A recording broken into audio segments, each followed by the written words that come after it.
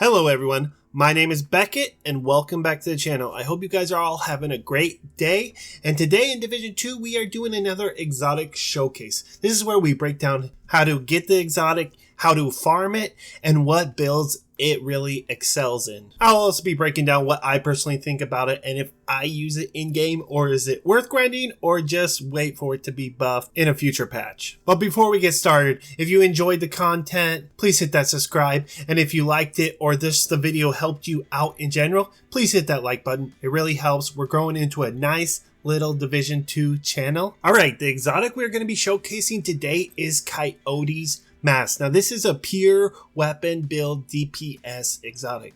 You wouldn't want to put this with the skill build, tank build, anything else. This is something that you're going to use for a crit hit damage build. This also excels in group as well as solo, and you don't really have to do anything differently. You just have to have it on and it's going to buff your other team members. But we're going to get into the talents with that right now. The Coyote's mask is always going to roll with weapon damage, critical hit chance, and critical hit damage. So even if you do not get a good roll or you do not have exotic components, it's a fairly easy exotic to farm. So even if you don't have all the materials to re-roll it constantly, it won't be an issue to find a god roll, so don't get worried.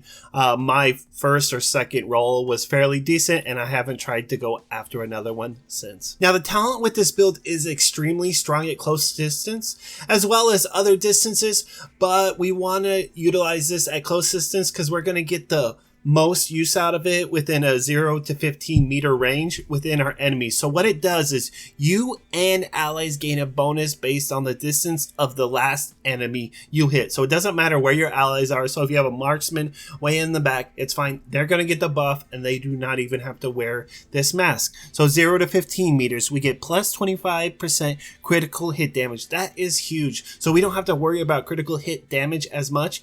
And if you're new to the game or you're just really low in shade level, it's going to really help your build.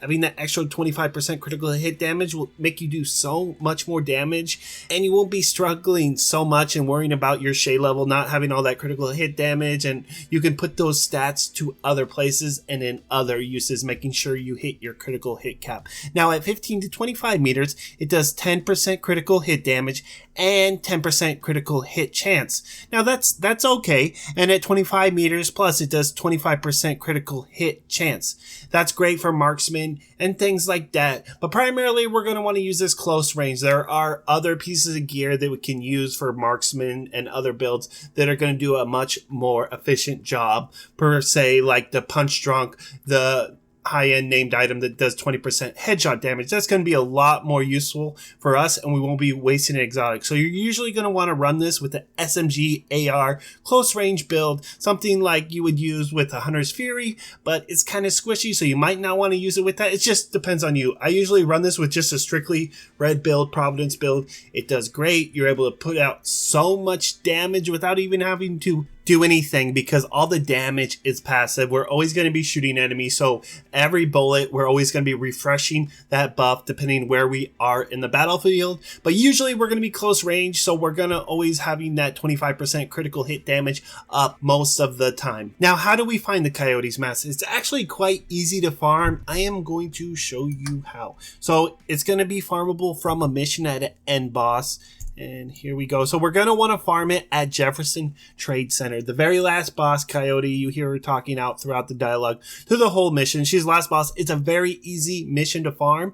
And the chances on normal, you have like a 1% chance on normal, 3% chance on hard, 5% chance on challenging, and 7% chance on heroic to get it to drop. Now, what I suggest to do is do it in a group setting. And even if you don't have friends like me and you just play solo, it's fairly easy. We can just hop into matchmaking and we are going to want to click on random main mission and we're going to select our difficulty and just queue up for random heroic. Even if you're not geared that well, there's a lot of people in the community and in the game, at least on the PC side. I can't speak for the console side, but they're very friendly and they're very helpful, and they'll even pass on gear if you ask them to. So just go ahead and do that, queue that up, and I think about the second or third time I did it, I got my Coyote's mask to drop. Now that we got our Coyote's mask, we can always head back to the base of operation and make sure we pick up our blueprint to reconfigure it from the weapons or the crafting vendor, not the weapon vendor, but the crafting vendor. Her name is Enua. I don't know how to pronounce it ever. I always butcher it, and you can always reconfigure it there. But if you want to go out and farm more because maybe you have a decent role and you want to try to get another role and reconfigure the other one, we can always go in, and the best thing we want to do is do targeted loot. And if you're watching this after 11.1, which is coming October 20th, so after this video comes out, the best way would be to head into the summit and change your personal targeted loot to masks and just farm it out until you get that mask.